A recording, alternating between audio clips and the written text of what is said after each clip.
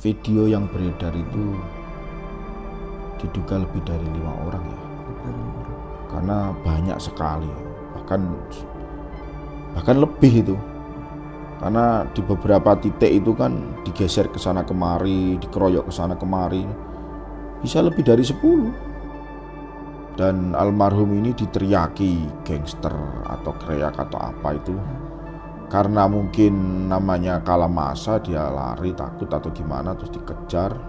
Nah, dari situlah ajal menjemput dengan sadisnya marah gerombolan itu yang balap liar itu, seolah-olah menghajarnya kayak tidak ada ampun sama sekali. Ke depan diharapkan dengan adanya sinergitas inilah semua pihak bisa saling menjaga, bisa saling ngemutke, ngelingke, menasihati anak-anak kita, putra-putri kita, jangan sampai dilakukan pembiaran.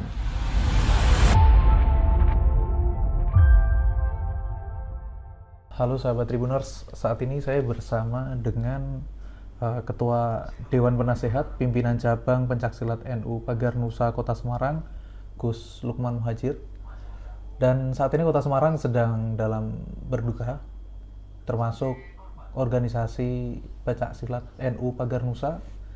Satu di antara anggotanya menjadi korban kebrutalan anak-anak malam ya, atau para kreak-kreak.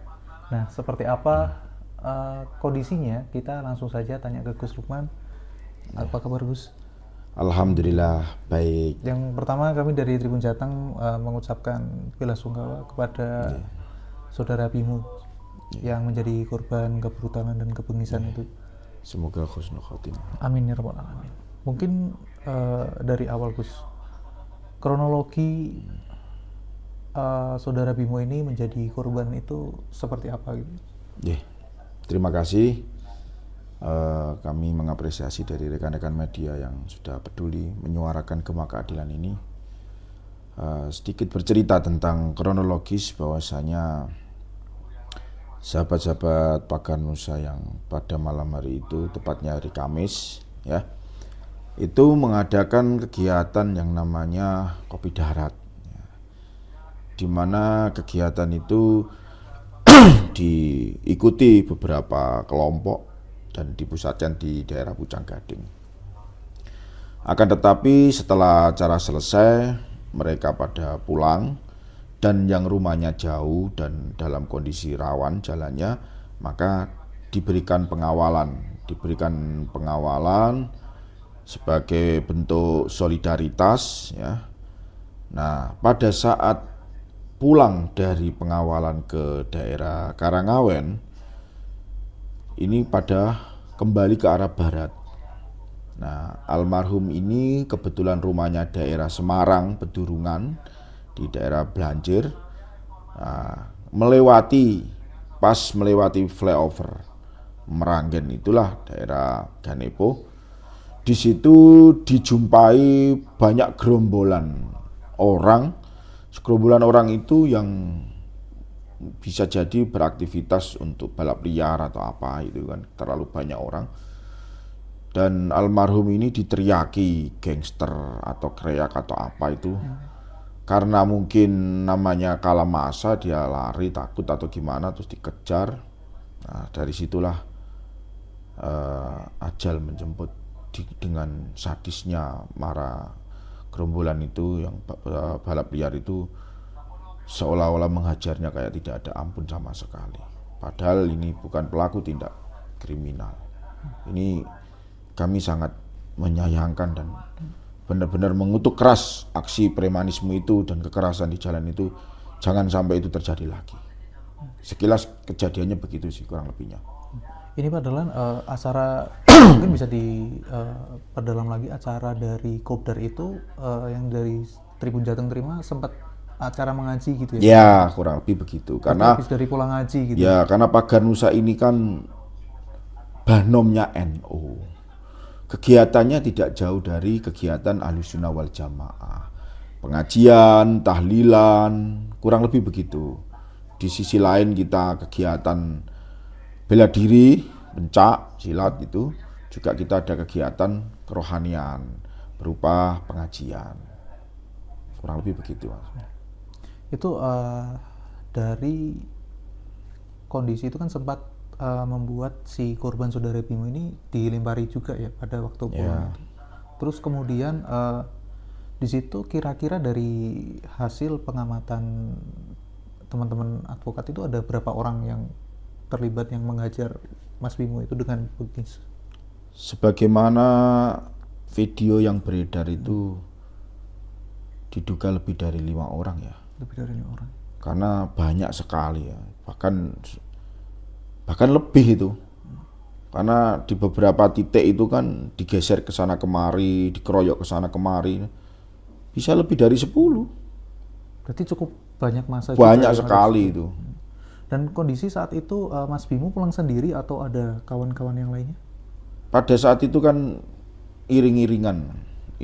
Yang lain ya karena kondisinya nggak berimbang kan pada menyelamatkan diri. Kurang lebih begitu. Dan posisi Bimo yang kebetulan yang paling belakang ya? Iya. Terus kemudian saat ini dari organisasi harapannya seperti apa? Ya, jadi melalui media Tribun ini kami mewakili organisasi Paganusa, khususnya pimpinan cabang Kota Semarang yang saat ini sedang berduka. Yang pertama tentu saja kami berharap untuk dari pihak aparat kepolisian sendiri untuk segera mengusut tuntas ya sampai ke akar-akarnya dengan waktu yang sangat cepat supaya ini tidak menjadi presiden buruk.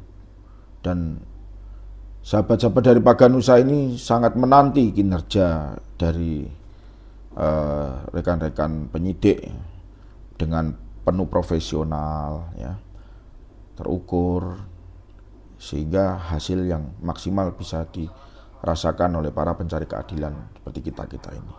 Itu yang pertama untuk rekan-rekan APH dalam hal ini kepolisian Polres Demak.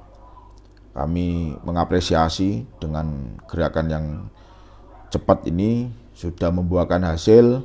Alhamdulillah hari ini kita dapatkan informasi dari penyidik sudah ada 3 pelaku yang sudah ada 3 terduga pelaku yang berhasil diamankan.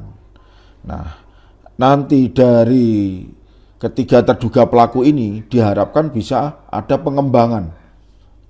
Tentu saja melalui ilmu penyidik bisa dikembangkan dan sebagainya.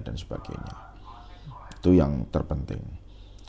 Lalu yang berikutnya melalui media ini kami menghimbau untuk sahabat-sahabat dari internal Paganusa untuk sementara waktu bisa menahan emosi, untuk tidak anarkis, untuk tidak main hakim sendiri, supaya tidak ada aksi balas dendam ya.